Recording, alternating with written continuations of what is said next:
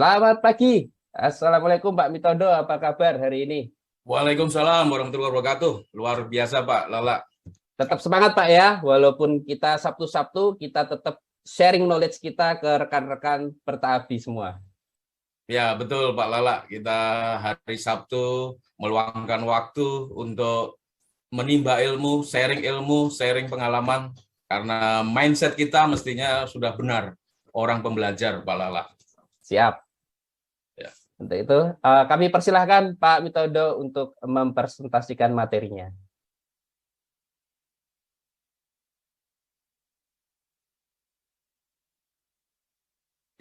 Semangat pagi, rekan-rekan semua peserta webinar pagi ini. Di pagi ini setelah meluangkan waktu kira-kira 2 jam ke depan untuk dari beberapa dari kami peserta atau member Pertabi dan beberapa praktisi untuk sharing, dan saya Mitondo akan menyampaikan bagaimana membangun innovation mindset dan bisa agility di dalam organisasi. Materinya berarti sudah di-share ini, terlihat ya Pak ya. Nah, sebelum saya mulai, mungkin garis besar yang ingin saya sampaikan di pagi hari ini adalah terkait dengan innovation mindset ini adalah nanti saya akan sampaikan sedikit tentang basic filosofi atau landasan berpikir tentang innovation mindset, dan yang kedua adalah bagaimana teori tersebut diterapkan di perusahaan Astra khususnya dan seluruh perusahaan di bawah-bawahnya, termasuk di perusahaan kami sendiri, scanina.com, bagaimana membangun budaya inovasi dilakukan dan tool inovasi apa yang diterapkan. Dan berikutnya juga nanti akan kami sampaikan bagaimana step-step dalam rangka membangun innovation mindset ini gitu ya. Dan dengan beberapa sedikit teori, kemudian implementasi di dalam perusahaan, contoh-contohnya, rasanya ini nanti bisa memberikan gambaran yang lebih komprehensif gitu ya. Jadi dari sisi tinjauan teoritis hingga sampai implementasinya. Baik, kita mulai di next slide. Ya. Nah, sedikit tadi sudah diperkenalkan oleh MC dan moderator.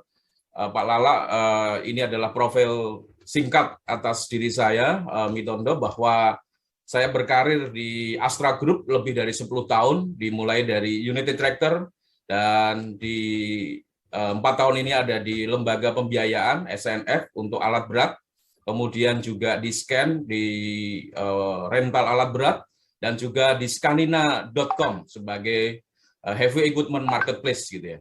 Memang expertise saya khususnya ada di innovation, baik produk dan bisnis, kemudian juga business development, research, marketing, dan tentu saja sebagai core kompetensi, mengapa akhirnya kita berada di sini, atau saya berada di sini adalah core kompetensinya adalah heavy equipment gitu ya. Dan sebagai salah satu evidence bahwa inovasi ini merupakan area expertise kami di internal perusahaan, ini banyak diberikan awarding baik di UT, United Tractor, maupun di Astra International. Nah, sehingga ini bisa memberikan gambaran bahwa memang yang akan kita sampaikan adalah sudah materi yang sesuai. Next slide, Pak. Oke. Kalau kita bicara tentang innovation mindset, apa itu sebenarnya innovation mindset gitu ya? Secara umum barangkali di pagi hari ini kita akan berikan highlight terlebih dahulu bahwa sebelum kita melakukan inovasi, maka terlebih dahulu harus mempunyai pola pikir atau innovation mindset, yaitu sebuah holistic perspective atau sebuah gabungan bagaimana seseorang ya itu mempunyai pola pikir untuk mencari ide-ide baru, mencari jalan keluar, mencari solusi, melakukan problem solving, dan yang fokus kepada new products, proses, preposisi, atau positioning, atau bahkan bisnis model gitu ya, atau bisnis modelnya.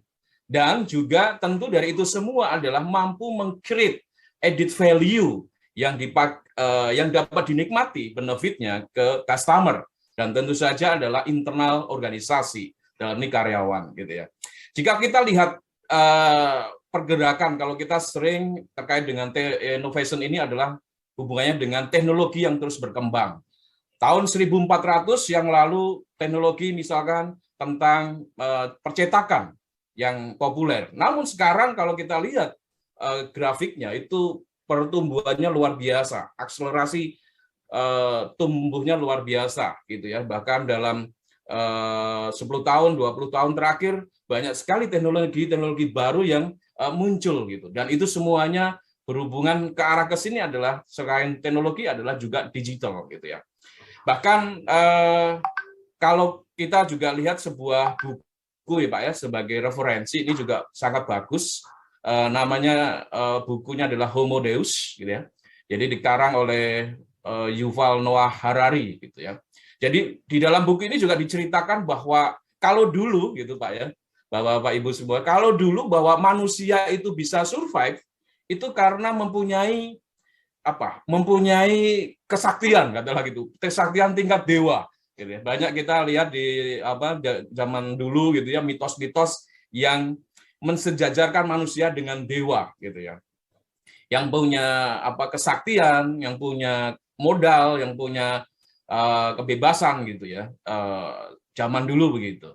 Namun ke depan kalau di dalam buku ini dan kita juga akan percaya karena faktanya sekarang adalah bahwa yang mampu menguasai dunia adalah mereka-mereka yang mampu menelaah ke depan, ke masa depan, yang mempunyai kekuatan global, gitu ya. Jadi dengan teknologi, nah teknologinya adalah kalau kita bilang teknologi tingkat dewa, gitu kan. Seperti kecerdasan buatan, ya, artificial intelligence, inteligensi, gitu ya, rekayasa genetika dan seterusnya. Itu yang ke depan yang akan dikembangkan di masa depan. Bahkan kalau kita lihat film-film yang kalau sering lihat film itu juga banyak manusia robot gitu ya, robot yang sudah seperti manusia. Nah itu bagaimana sebuah pola pikir yang lahir dari bagaimana agar kita bisa mengeluarkan ide-ide yang bagus. Proses ini semua dari slide ini Pak, saya ingin memberikan gambaran bahwa proses inovasi ataupun budaya inovasi dimulai dari pola pikir, dimulai dari sebuah ide, gagasan terlebih dahulu, yang diaktualisasikan untuk menjadi konkret gitu ya, sehingga berimpact kepada operasional perusahaan.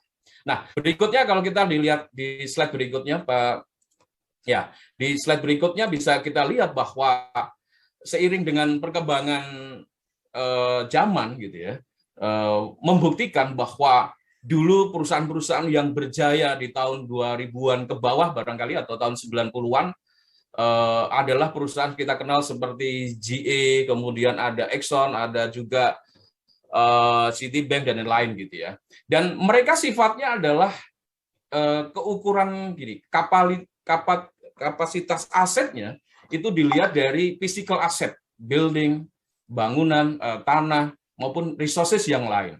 Namun sekarang itu banyak perusahaan-perusahaan yang maju, berkembang, asetnya nilainya besar, itu justru light asset dari yang memiliki talent, teknologi, intellectual property maupun paten, gitu, hak paten. Gitu. Kalau kita lihat seperti banyak sekali perusahaan-perusahaan yang mengembangkan sharing ekonomi, ada Gojek, Traveloka, Booking.com, Tokopedia, Bukalapak, dan Skandina.com gitu salah satunya ya. Nah, ini adalah implementasi sebenarnya kalau dalam strategi manajemen itu adalah yang disebut continuum resources. Bagaimana perusahaan bisa besar, berkembang, namun dengan menggunakan like asset gitu ya. Nah, hal ini bisa kita lihat di next slide bahwa maka sangat penting agar kita itu menanamkan, membudidayakan innovation mindset gitu ya. Karena dengan kita menanamkan sikap dan praktek yang fokus kepada inovasi, maka akan mendapatkan cara-cara yang bagus untuk memperkuat kecerdasan, produktivitas, kreativitas, dan pertumbuhan di dalam organisasi gitu ya. Jadi dengan demikian maka kalau kita berbicara di alat berat dan di mining pertambangan khususnya, maka banyak sekali perusahaan-perusahaan di pertambangan ini di tempat kita barangkali bagaimana menurunkan operation cost-nya, mining operation cost-nya. Nah, seringkali di Pertabi juga mengadakan tentang bagaimana menurunkan low maintenance cost gitu ya. Dan cost efisiensi. Ini adalah tema-tema yang sering kita diskusikan di dalam Pertabi dan untuk seluruh membernya. Kita dengan demikian kita bisa lihat bahwa dengan innovation mindset ini maka akan memberikan konsep-konsep baru ya, solusi-solusi baru baik produk, services maupun di proses gitu ya. Sehingga itu bisa membangun pertumbuhan yang fenomenal gitu ya. Kita lihat Pak, kalau misalnya, saya yakin karena berkat innovation mindset-nya, Astra dulu yang hanya satu perusahaan, sekarang menjadi 240 perusahaan. United Tractor juga demikian, dulu hanya satu sebagai perusahaan awalnya mulai dari rental saja, dari perdagangan, nah sekarang sudah ada 20-an perusahaan lebih. Harita juga sama, contohnya ada lebih dari 10 perusahaan, Putra Perkasa juga sama, bertumbuh perusahaannya dan lebih dari 5 perusahaan, bahkan bikin bisnis-bisnis baru. Nah, ini karena mereka semua memulai atau memiliki innovation mindset yang baik untuk diterapkan di dalam perusahaan. Sejalan dengan itu, di next slide, Bapak, kita bisa lihat bagaimana ini salah satu pendiri Astra mempunyai visi yang sangat baik dalam inovasinya. Beliau punya misi atau punya prinsip bahwa menyediakan satu lapangan kerja berarti kita telah mengurangi satu risiko orang berbuat jahat. Kalau rakyat makmur berarti tidak ada lagi kejahatan. Nah, fondasi pola pikir beliau ini akhirnya menjadi basic di karyawan-karyawan Astra keseluruhan untuk terus berlomba-lomba melakukan inovasi. Di next slide juga pesan-pesan beliau ini juga diteruskan ke Board of Astra bahwa kita diminta untuk terus menjadi agile organisasinya, memiliki quality di people-nya, dan membangun budaya yang baik. Sisi lain juga manajemen di Astra juga menyatakan atau berperan memberikan arahan untuk terus mengembangkan portofolio, bisnis portofolionya, jangan berhenti. Maka terakhir Pak, sebagai informasi, Astra juga mengakuisisi rumah sakit, hospital, Mitra Hermina kalau nggak salah, ya Hermina. Untuk salah satu bisnis yang baru di Astra. Ini yang juga terus dikembangkan baik Astra secara keseluruhan maupun perusahaan-perusahaan di bawahnya. Next slide. Nah, sebagai memperkuat itu, kalau sebelumnya Astra berdiri tahun 80-an gitu ya.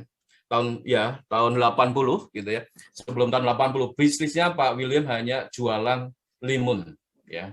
Namun sekarang telah 240 perusahaan berada di bawah Astra ya, dengan 1.200.000 karyawan, dan terakhir di tahun 2021 menghasilkan pendapatan 233 triliun ya net revenue-nya. Ini karena salah satunya pastinya adalah berkat inovasi mindset yang dimiliki karyawannya.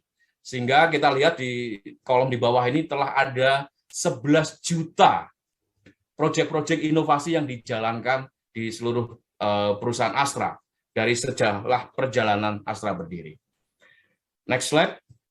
Nah, mengapa itu bisa terjadi? Ini sering kita ketahui, bahkan sangat populer di dunia manajemen, di praktisi industri, bahwa Astra menerapkan manajemen sistem. Bagaimana memiliki corporate philosophy, kemudian basic mentality, kemudian strategic management yang standarnya, kemudian memiliki tool-tool untuk mengimplementasikan strategic management, dan memiliki enabler implementasi semangat budaya yang baik gitu. Nah, kalau kita geser ke kanan sedikit, bahwa nantinya kita di dalam biasanya kalau kita praktek di manajemen, kita menerapkan membuat visi misi, kemudian kita membuat strategi berdasarkan external analysis dan internal analysis. Dan dari sana maka ada satu inovasi yang nanti kita sebut sebagai metode baru, yaitu design thinking gitu ya. Ini yang juga diterapkan di Astra, termasuk di perusahaan kami, scanina.com, untuk terus menerapkan inovasi berdasarkan Astra Management System. Nah, di next slide kita bisa lihat lebih detail lagi. Bapak-bapak, kalau inovasi sudah punya pola pikir, ya, itu tidak akan bisa berjalan dengan baik kalau manajemen sistemnya tidak mendukung, gitu ya. Atau inovasi tersebut tidak akan sukses kalau itu tidak sesuai dengan strategi daripada perusahaan, goal daripada perusahaan, baik yang short term maupun long term. Jadi kalau di Astra Management System kita bisa lihat secara korporasi, kemudian company, kemudian division, dan departemen hingga sampai section. Nah, dalam aspek ini semua ada implementasi plan, do, check, action atau PDCA, dan inovasi itu harus sejalan dengan masing-masing strategi di masing-masing layernya, gitu ya. Jadi kalau tingkat karyawan paling kecil, karyawan sebagai individu, maka dia minimal setara dengan sectionnya. Di section head-nya juga mesti inline dengan departemennya, dengan divisionnya, dan seterusnya. Sehingga dari sini kita bisa melihat adanya alignment antara pola pikir, inovasi dengan strategi dan goal dari perusahaan, gitu ya. Nah, ini nanti di rekan-rekan di perusahaan masing-masing bisa menerapkan juga, jangan dibiarkan terlalu liar ide-ide inovasinya, tapi tidak sejalan dengan visi, misi, dan goal daripada perusahaan, gitu ya. Di next slide-nya adalah kita bisa terapkan bahwa inovasi itu harus menyeluruh, gitu ya. Diikutin dari seluruh karyawan yang paling bawah hingga sampai paling puncak bahkan, gitu ya. Nah, di sebelah kiri kita bisa lihat tentang long term and mid term strategy, mulai dari company, operasional hingga sampai individual activity plan atau IPP kalau di istilah di kami, gitu ya. Dan masing-masing mempunyai strategi, punya target, punya KPI. Nah, bagaimana inovasi ini bisa sejalan dengan itu? Maka dibuatlah level-level atau layernya. Jadi kalau contoh sebagai informasi, kalau di Astra Internasional ada inovasi tingkat paling bawah yaitu suggestion system.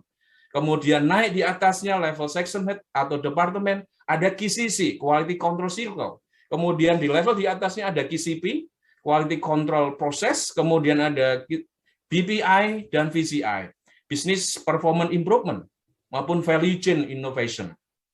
Ini adalah layer-layer yang diperuntukkan agar semua karyawan itu bisa berpartisipasi dalam inovasi. Termasuk ini sebelah kanan saya contohkan dari United Tractor, mereka juga punya layer-layer inovasi dengan nama yang berbeda. Tapi in prinsip adalah bahwa di dalam slide ini menggambarkan agar inovasi harus berada dalam ekosistem sebagai ruang yang kondusif bagi munculnya ide-ide yang brilian, baik maupun yang nyeleneh-nyeleneh sekalipun, namun harus sejalan dengan goal dan strategi perusahaan, sehingga baik individu maupun tim mempunyai kapasitas masing-masingnya untuk terus didukung ya oleh semua stakeholder. Nah, di next slide bisa kita lihat bahwa membangun innovation mindset itu harus menggunakan tool yang tepat, gitu ya. Jadi garis bawahnya dari slide ini adalah bahwa kita harus menggunakan metode inovasi, cara-cara berinovasi sesuai dengan subjeknya, sesuai dengan problem ataupun tujuannya, gitu ya.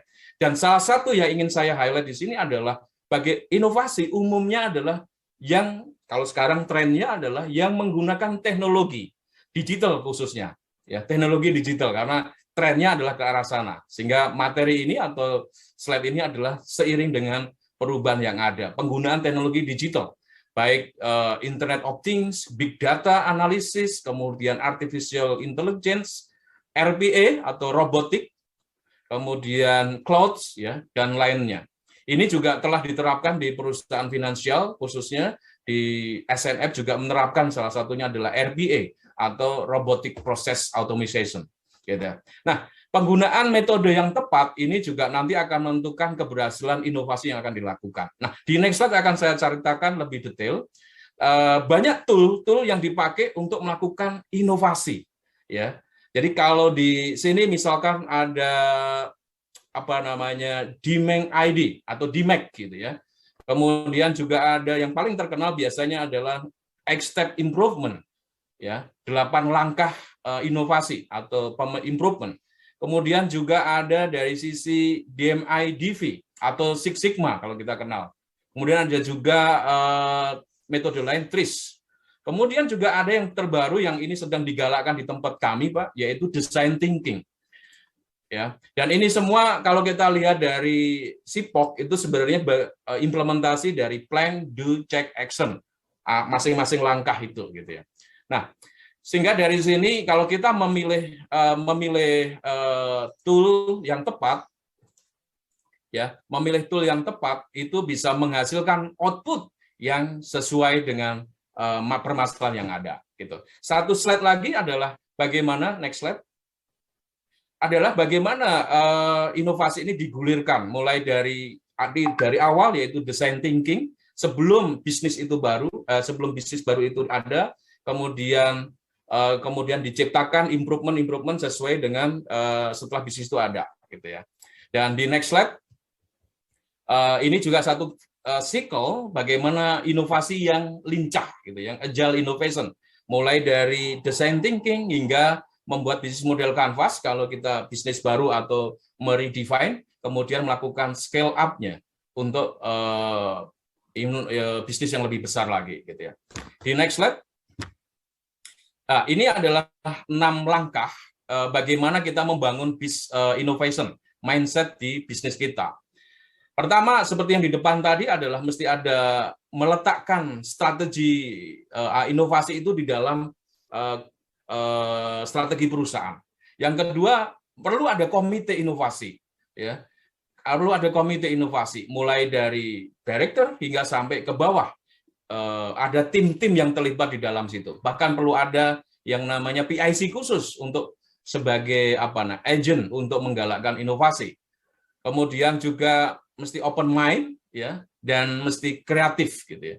Dan yang kelima adalah tentu ini menggunakan digital teknologi sebagai bagian untuk memperkuat inovasi. Dan yang terakhir adalah kita perlu merecognize ide-ide yang muncul dari seluruh karyawan, berikan apresiasi, ya, berikan penghargaan secara kontinu dan konsisten, gitu ya. Dan terakhir, salah satu implementasi adalah bagaimana penggunaan digital teknologi ini diimplementasikan. Salah satunya adalah di scanina.com. Next slide adalah next slide. Nah, ini adalah salah satu marketplace alat berat yang lahir karena digital mindset yang telah digaris bawahi atau diarahkan oleh Astra, ya, sampai Astra sendiri mempunyai standar tentang apa itu digital mindset teknologi, gitu ya. Nah, berangkat dari pengalaman, ya, networking yang ada, yang kami miliki, kemudian sistem yang kami ada dan capability, maka kami mencoba mengkapitalize seluruh ekosistem yang kami miliki. Baik di Astra Ecosystem ada banyak sekali